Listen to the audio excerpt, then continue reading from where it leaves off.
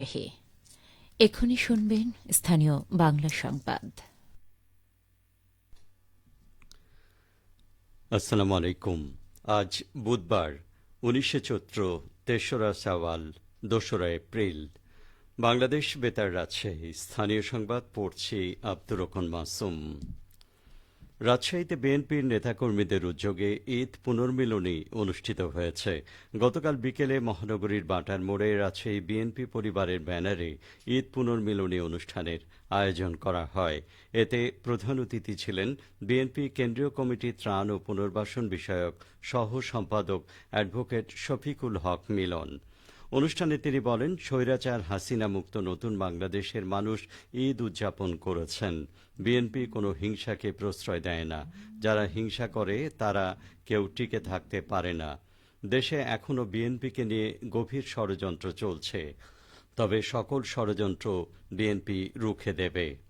বোয়ালিয়া থানা বিএনপির সাবেক সভাপতি সাইদুর রহমানের সভাপতিত্বে অনুষ্ঠানে উপস্থিত ছিলেন রাজপাড়া থানা বিএনপির সাবেক সভাপতি শওকত আলী, মতিয়ার থানা বিএনপির সাবেক সভাপতি আনসার আলী।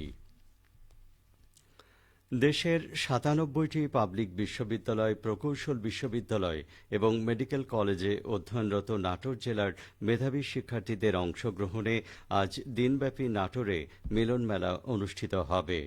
সকাল 10টায় নাটোর জেলা পরিষদ অডিটোরিয়ামে মিলন মেলা শুরু হবে।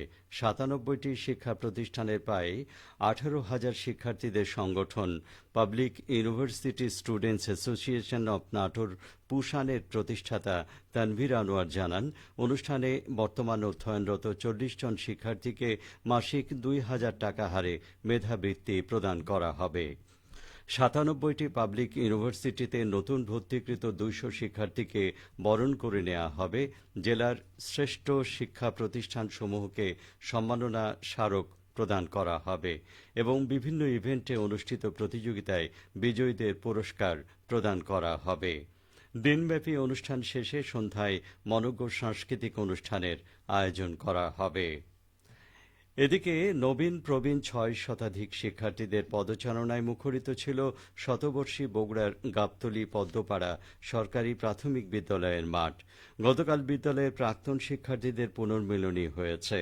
প্রথমবারের মতো পুনর্মিলনী অনুষ্ঠান উপলক্ষে বর্ণাঢ্য শোভাযাত্রা শেষে বিদ্যালয় চত্বরে আলোচনা সভা সভাপতিত্ব করেন প্রাক্তন শিক্ষার্থী ও আমরা বিএনপি পরিবারের আহ্বায়ক আতিকুর রহমান রুমন। এতে প্রধান অতিথি ছিলেন সাবেক ব্যাংক কর্মকর্তা আলহাজ মাহবুবুর রহমান। বক্তব্য দেন প্রাক্তন শিক্ষার্থী ও এলজিইডি নির্বাহী প্রকৌশলী আহসান কবির শাহীন। শেষে স্মৃতিচারণ ও মধ্যাহ্নভোজ এবং মনোজ্ঞ সাংস্কৃতিক অনুষ্ঠানের আয়োজন করা হয়। বগুড়া জেলার শেরপুর থানা পুলিশের সহযোগিতায় হারিয়ে যাওয়া ১০ বছরের প্রতিবন্ধী শিশু ফাহিমকে তার পরিবারের কাছে ফিরিয়ে দেয়া হয়েছে। পবিত্র ঈদুল ফিতরের দিন সন্ধে ৬টার দিকে শিশুটি তার মায়ের সাথে বেড়াতে গিয়ে হারিয়ে যায়। রাত ৮টার দিকে ধুনট মোড়ে দায়িত্বরত পুলিশ সদস্যরা ফাহিমকে খুঁজে পান। শিশুটির পরিচয় শনাক্ত করতে তারা এলাকায় প্রচার চালান এবং পরে নিশ্চিত হয়ে ফাহিমকে তার পিতার কাছে হস্তান্তর করেন। শিশুটিকে ফিরে পেয়ে তার পরিবার পুলিশের প্রতি কৃতজ্ঞতা প্রকাশ করেছেন। বগুড়ার সারিয়াকান্দি উপজেলার বীর মুক্তিযোদ্ধা ও আইনজীবী সাখাওয়াত হোসেনকে রাষ্ট্রীয় মর্যাদায় সমাহিত করা হয়েছে।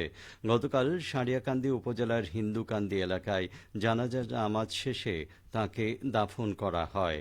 তাঁকে রাষ্ট্রীয় সম্মাননা প্রদান করেন উপজেলা নির্বাহী অফিসার নির্বাহী ম্যাজিস্ট্রেট শাহরিয়ার রহমান। সারিয়াকান্দি থানার ওসি জামিরুল ইসলামের নেতৃত্বে পুলিশের একটি চৌকস দল গার্ড অফ অনার প্রদান করে। গত সোমবার নিজ বাড়িতে বীর মুক্তিযোদ্ধা সাখাওয়াত হোসেন বার্ধক্যজনিত কারণে ইন্তেকাল করেন। মৃত্যুকালে তাঁর বয়স হয়েছিল ৮২ বছর। তাঁকে সমাহিত করার আগে শ্রদ্ধা জানাতে আসেন বীর মুক্তিযোদ্ধা, জনপ্রতিনিধি, আইনজীবী, রাজনৈতিক নেতৃবৃন্দ, সাংবাদিক সহ বিভিন্ন শ্রেণী পেশার মানুষ। বগুড়ায় আখ বোঝাই ভ্যান উল্টে চালক নিহত হয়েছেন। গতকাল সারিয়াকান্দির কুতুবপুর এলাকায় এ ঘটনা ঘটে। নিহতের নাম আব্দুল হাকিম। তিনি ধুনট উপজেলার ঝিনাই গ্রামের মোফাজ্জল সরকারের ছেলে। স্থানীয়দের বরাত দিয়ে পুলিশ জানায় আব্দুল হাকিম আখ বোঝাই ভ্যান নিয়ে যাচ্ছিলেন। পথে ভ্যানটি নিয়ন্ত্রণ হারিয়ে উল্টে গেলে তিনি গুরুতর আহত হন। স্থানীয়রা তাকে উদ্ধার করে শহীদ জিয়াউর রহমান মেডিকেল কলেজ হাসপাতালে নিলে চিকিৎসক তাকে মৃত ঘোষণা করেন। খেলার খবর ফুটবল। সিরাজগঞ্জের রায়গঞ্জে মিসাব ফুটবল টুর্নামেন্ট 2025-এর ফাইনাল খেলা পুরস্কার বিতরণী অনুষ্ঠান গতকাল বিকেলে উপজেলার নিমগাছি উচ্চ বিদ্যালয় মাঠে অনুষ্ঠিত হয়েছে। ফাইনালে প্রতিদ্বন্দ্বিতা করে বগুড়া ফুটবল একাদশ ও তাড়াশ ফুটবল একাদশ। খেলায় 1-0 গোলে বগুড়াকে হারিয়ে চ্যাম্পিয়ন হয় তাড়াশ ফুটবল একাদশ। দেশের বিভিন্ন শিক্ষা প্রতিষ্ঠানে অধ্যয়নরত মাহাতো সম্প্রদায়ের শিক্ষার্থীরা 8টি দলে বিভক্ত হয়ে টুর্নামেন্টে অংশগ্রহণ করে। মাহাতো আদিবাসী ছাত্র সংগঠন মিসাব আয়োজিত খেলা শেষে পুরস্কার বিতরণী অনুষ্ঠানে প্রধান অতিথি ছিলেন আদিবাসী ফোরাম সিরাজগঞ্জ জেলা শাখার সাধারণ সম্পাদক পরেশ মাহাতো। উপস্থিত ছিলেন কুড়মালি ভাষা সংরক্ষক উজ্জ্বল কুমার মাহাতো, আদিবাসী ফোরাম তাড়াশ উপজেলা শাখার নেতা সঞ্জিত সিং। সবশেষে আবহাওয়া। আজ সকাল 6টায় রাজশাহীতে তাপমাত্রা ছিল 25 ডিগ্রি সেলসিয়াস। সেই সময় বাতাসে আর্দ্রতার পরিমাণ ছিল 91%।